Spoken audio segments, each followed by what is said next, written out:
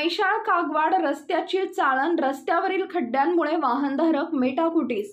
मिरज सुधार समितीकडून रस्त्याचा पंचनामा राष्ट्रीय महामार्ग प्राधिकरण अधिकाऱ्यांना विचारला जाब।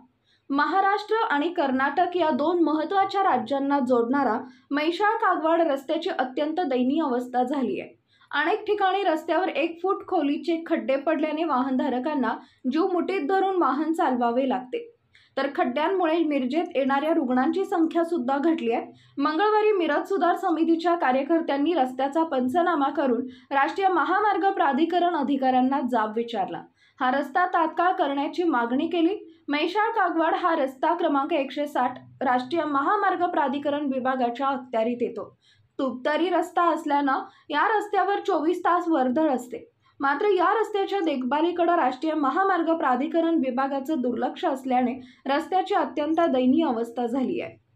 अनेक ठिकाणी मोठे खड्डे पडल्यात। याबाबत अनेक वाहनधारकांनी मिरज सुधार समितीकडे तक्रार केल्यानंतर मंगळवारी मिरज सुधार समितीचे ॲडव्होकेट ए काळजी, अध्यक्ष असित निपाणीकर, शंकर परदेशी, नरेश सातपुते, अभिजित दाणेकर, संतोष जिडगे, राकेश तामगावे आदी सदस्यांनी या रस्त्याची पाहणी करत पंचनामा केला।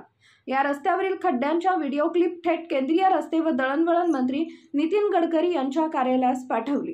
राष्ट्रीय महामार्ग प्राधिकरण विभाग कोल्हापूर परिमंडळ अधिकाऱ्यांना जाब विचारला। हा रस्ता तत्काळ दुरुस्त करण्याची मागणी केली।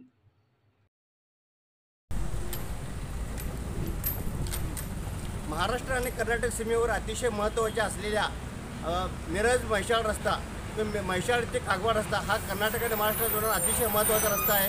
राज्य महामार्ग म्हणून हा रस्ता ओळखला जातो, पण आज या रस्त्याची अवस्था म्हणजे अतिशय बिकट अवस्था झालेली आहे। या रस्त्यासाठी या मिरज मतदारसंघाचे जे पालकमंत्री असलेल्या पालकमंत्री सुरेश भाऊ खाडे यांच्या मतदारसंघातील हा रस्ता आहे। खऱ्या रस्त्याची अतिशय वाईट परिस्थिती झालेली आहे। आज आम्ही मिरज सुधार समितीच्या वतीने या रस्त्याची पाहणी केली, त्यामुळे आढळून आलं की या रस्त्यावर अनेक ठिकाणी 1-1 फुटाचे खड्डे पडलेले आहेत, पण या खड्डे भरताना सुद्धा खड्डेसुद्धा भरण्यात आलेले नाही आहे। त्या संदर्भात मिरज सुधार समितीच्या वतीने निश्चितच या संदर्भात आम्ही राष्ट्रीय महामार्ग प्राधिकरण असेल किंवा राज्य महामार्ग प्राधिकरणाचा मी पाठपुरावा करणार आहे। अतिशय अवस्था बिकट झालेली आहे।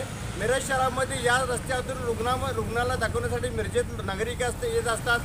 लहान वाहनधारक असतील किंवा मोठे वाहनधारक असतील, या सगळ्यांची अतिशय बिकट परिस्थिती या रस्त्यातून जात आहे। आम्ही या संदर्भात निश्चितच मिरज सुधार समितीचे पाठपुरावा करू। आम्ही प्रशासनाची विनंती आहे की हा रस्त्यावरील किमान या रस्त्यावरील खड्डे तरी प्रशासनाने भरून घ्यावे अशी आमची विनंती आहे।